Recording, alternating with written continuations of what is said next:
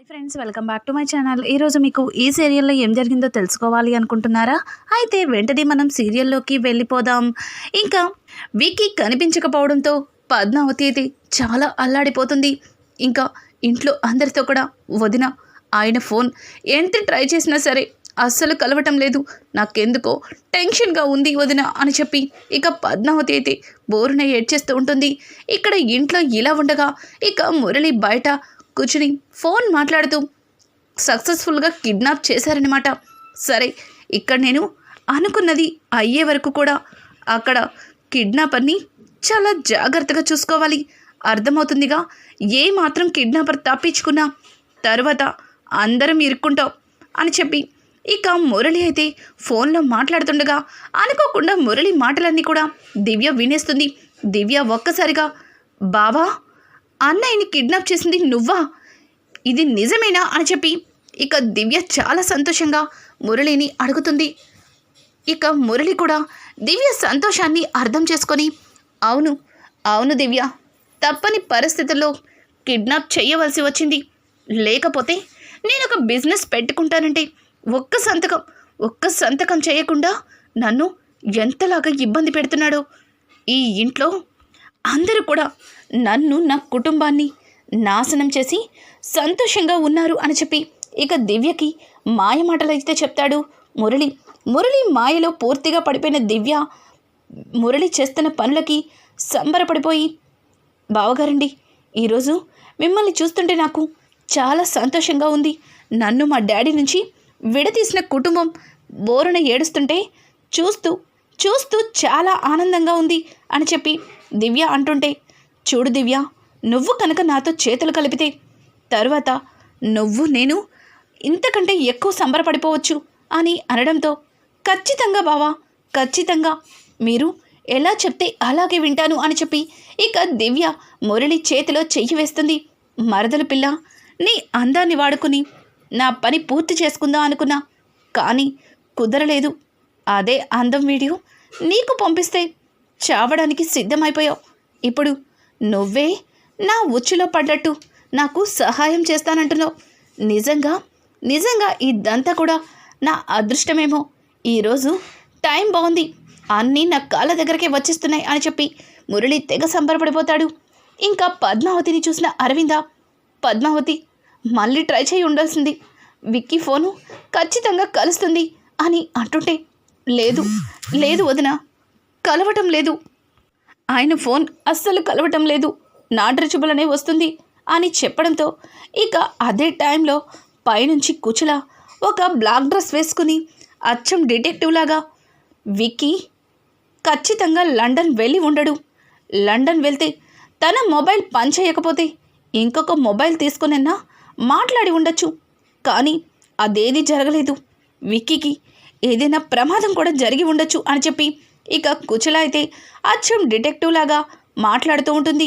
కుచల మాటలకి పక్కనే ఉన్న నారాయణ, అమ్మ అరవింద, అది ఒక మొద్దు మొహంది, అలాగే మాట్లాడుతుంది, నువ్వవేమీ పట్టించుకోవద్దు, విక్కీకి ఏమీ కాదు అని చెప్పి ఇక నారాయణ కుచలతో అంటుంటే, నారు, ఏంటి నారు అలా మాట్లాడుతావు?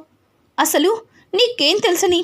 డిటెక్టివ్ అంటే అన్ని రకాలుగా ఆలోచించాలి, అలా అయితేనే మిస్ అయిన క్యాండిడేట్ దొరుకుతాడు అని చెప్పి ఇక కుచల తను ఇష్టం వచ్చినట్లు మాట్లాడుతుంటే పద్మావతి కుచల మాటలకి కంగారు పడుతూ, వదిన, నాకెందుకు భయంగా ఉంది వదిన, నాకు కంగారుగా ఉంది అని చెప్పి ఇంకా అరవిందతో మాట్లాడుతుంటే, అరవింద తన మనసులో భయాన్ని అలానే పెట్టుకొని పద్మావతికి మాత్రం పైకి ధైర్యం చెప్తూ, పద్మావతి, నీ ప్రేమ తనకి ఎప్పుడు కూడా శ్రీరామరక్షగా కాపాడుతూనే ఉంటుంది, నువ్వేమీ కంగారు పడకు, విక్కీకి ఏమీ కాదు, నిన్నటి నుంచి నువ్వు ఇలాగే ఉన్నావు, వెళ్ళి రెస్ట్ తీసుకో అని చెప్పడంతో అని చెప్పి అరవింద పద్మావతిని గదిలోకి పంపించి, అరవింద మాత్రం కంగారు పడుతూ, నానమ్మ, నాకెందుకో భయంగా ఉంది నానమ్మ, విక్కీకి ఏం కాదు కదా, మళ్ళీ పద్మావతి ఎక్కడ బాధపడుతుందా అని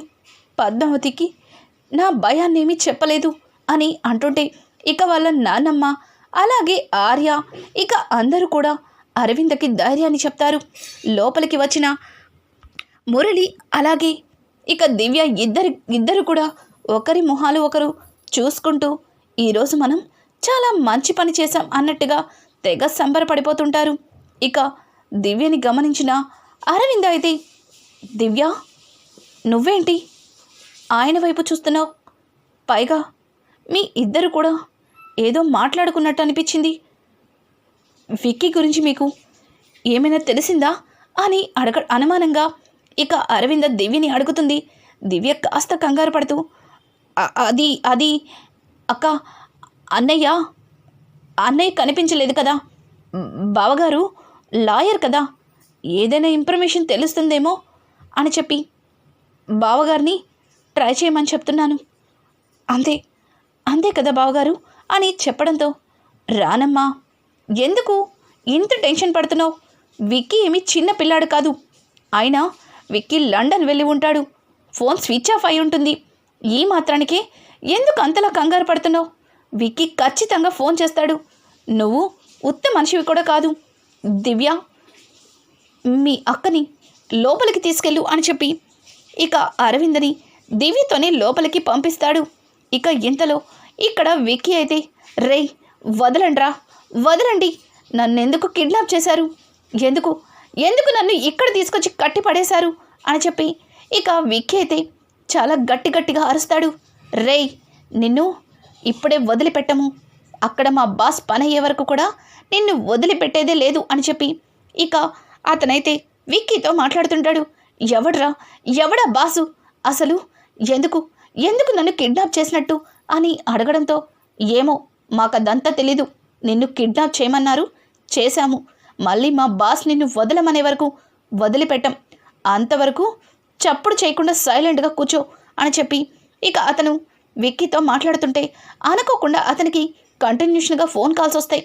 ఇంకా అతని ఫోన్ లిఫ్ట్ చేసి, ఏయ్, పనిలో ఉన్నప్పుడు ఫోన్ చేయొద్దని చెప్పాను కదే, ఎందుకు పదే ఫోన్ చేసి ఇబ్బంది పెడతావు అని అనడంతో, నేను చెప్పింది ఇంకా తీసుకురాకుండా ఎక్కడ చచ్చావయ్యా అని అడగడంతో, ఒసై, నువ్వింకొక్కసారి ఫోన్ చేసి నన్ను అది తీసుకురా ఇది తీసుకురా అని చెప్పి విసిగిచ్చావంటే చంపేస్తాను, నేను తేవడం కుదరదని చెప్పాను కదా, ఇంకోసారి నాకు ఫోన్ చేయకు అని చెప్పి ఇక ఆ రౌడీ వాళ్ళ ఆవిడతో మాట్లాడి ఫోన్ కట్ చేసి తన పాకెట్లో పెట్టుకుంటున్నాననుకుని కిందకి జారొదిలేస్తాడు. ఇక అలా జారిపోయిన మొబైల్ని విక్కీ చూసేస్తాడు. వాళ్ళందరూ వెళ్ళిపోయిన తర్వాత విక్కీ ఆ ఫోన్ని ఎలా అయినా తీసుకోవడానికి దగ్గరగా జరుగుతుంటారు. కాళ్ళు చేతులు కట్టేయడం వల్ల విక్కీ ఆ మొబైల్ని తీసుకోలేక చాలా ఇబ్బంది పడుతూ అనుకోకుండా ముందుకి పడిపోతాడు. అలా పడిపోవడంతో చప్పుడయ్యి రౌడీలందరూ కూడా అక్కడికి వచ్చి చూస్తారు. ఇక విక్కీ పడిపోవడం గమనించి వాళ్ళు, ఏయ్, పారిపోవాలని నువ్వు ఎంత ప్రయత్నించినా ఆ కట్లు వేడవు, నువ్విక్కడి నుంచి వెళ్ళవు అని చెప్పి రౌడీలు విక్కీని పైకి లేపుతుంటారు.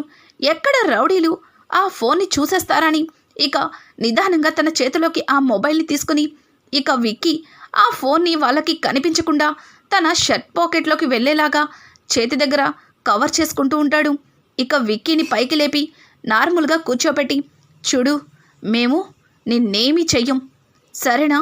నీకు తినడానికి ఏమైనా భోజనం తీసుకొస్తాం, ఏదైనా పారిపోవడానికి ప్రయత్నాలు చేస్తే చంపేస్తాం, అర్థమవుతుందా అని చెప్పి విక్కీకి వార్నింగ్ ఇచ్చి వాళ్ళు అక్కడి నుంచి వెళ్ళిపోతారు. ఇక అందరూ వెళ్ళిపోవడం గమనించిన విక్కీ పద్మావతికి డయల్ చేస్తాడు. కానీ పద్మావతి ఫోన్ అస్సలు లిఫ్ట్ చేయదు. పద్మావతి, నీ ప్రేమని అర్థం చేసుకోలేకపోయాను, నిన్ను నా మాటలతో చాలా బాధ పెట్టాను, నాకు ఇప్పుడు అర్థమవుతుంది నీ ప్రేమని, నిన్ను వదిలేసి ఎందుకు వచ్చానా అని. పద్మావతి, లిఫ్ట్ చేయక పద్మావతి, కమాన్ పద్మావతి అని చెప్పి ఇక విక్కీ మళ్ళీ పద్మావతికి ఫోన్ని చేస్తూనే ఉంటాడు. ఇంతలో అను పద్మావతి దగ్గరకు వచ్చి, అమ్మీ, ఏంటమ్మీ, విక్రమాదిత్య గారికి ఏమీ కాదమ్మీ, నువ్వేం బాధపడకు, ఇదిగో ఈ కాఫీ తాకు అని చెప్పి ఇక అరవింద అయితే కాఫీని, అమ్మీ, ఫోన్ వస్తుండాది, ఫోన్ కూడా లిఫ్ట్ చేయకుండా ఏంటా పరధ్యానం, అసలు ఎందుకు ఇట్లా ఉన్నావు? విక్రమాదిత్య గారికి ఏమీ కాదని చెప్తున్నాం కదా అని చెప్పి ఇక అను అయితే పద్మావతితో చెప్తూ అక్కడే ఉన్న మొబైల్ని పద్మావతి చేతికి అందిస్తుంది.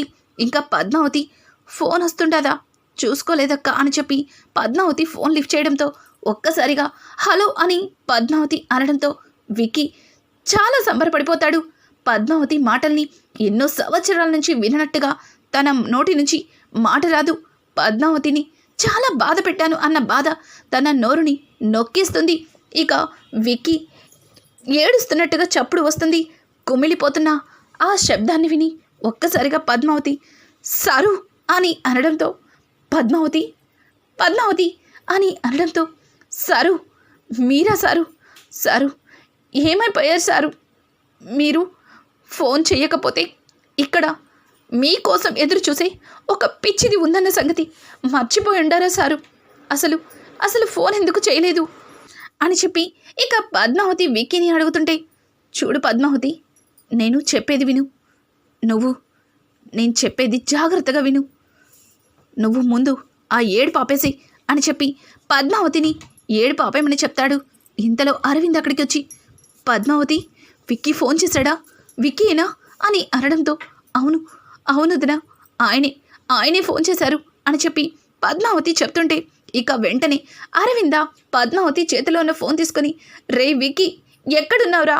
అసలు లండన్ వెళ్ళిన వాడివి, ఒక్క ఫోన్ చేయాలి కదా అని అడగడంతో, అక్క సారీ అక్క, నా ఫోన్ అనుకోకుండా చిన్న ప్రాబ్లం వచ్చి ఆఫ్ అయిపోయింది.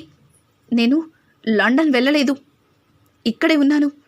మీరు నా కోసం ఏం టెన్షన్ పడద్దు, నేను బాగానే ఉన్నాను అని చెప్పి ఇక అరవిందకి విక్కీ మాట్లాడడంతో, మరి ఇక్కడే ఉన్నవాడివి ఇంటికి రాకుండా అక్కడెక్కడ ఉండడమేంట్రా అని అనడంతో, అక్క వచ్చేస్తాను, కానీ రావడానికి నాకు కొంచెం టైం పడుతుంది, నువ్వేం కంగారు పడకు, ఒక్కసారి పద్మావతికి ఇవ్వు అని చెప్పడంతో ఇక అరవింద్ అయితే తమ్ముడు బాగానే ఉన్నాడు అన్న ఆనందం సంతోషం తట్టుకోలేక పద్మావతి విక్కీకి ఏమీ కాలేదు, నువ్వేం కంగారు పడకు, వాడు ఇక్కడే ఉన్నాడట, లండన్కి కూడా వెళ్ళలేదంట, వాడినితో మాట్లాడాలంటున్నాడు, మాట్లాడు, నేనెందుకు ఇక్కడ అని చెప్పి ఇక అరవింద పద్మావతికి ఫోన్ ఇచ్చి అక్కడి నుంచి వెళ్ళిపోతుంది.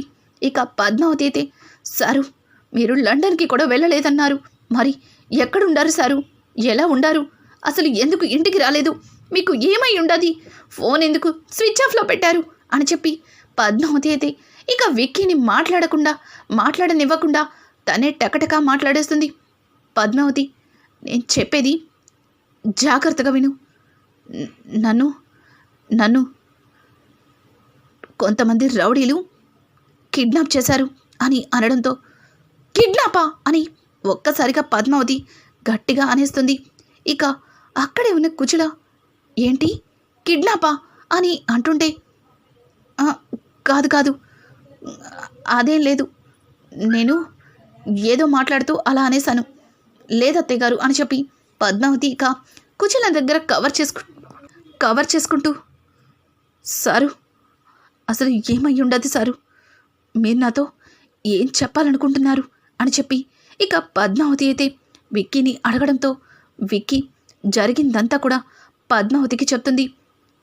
ఇదేమీ కూడా ఇంట్లో ఎవ్వరికీ తెలియకూడదు, ముఖ్యంగా అక్కకి అస్సలు తెలియకూడదు అని చెప్పి విక్కీ పద్మావతితో చెప్పడంతో, నాకు తెలీదు సారు, మీరు ఎక్కడుండరు సారు అని అడగడంతో, ఏమో పద్మావతి, నాకు కూడా తెలియటం లేదు, నేను ఎక్కడ ఉన్నానో అర్థం కావట్లేదు, కానీ నీ నుంచి దూరం అయ్యి నేను ఒంటరి అయిపోయానని నాకు అర్థమవుతుంది.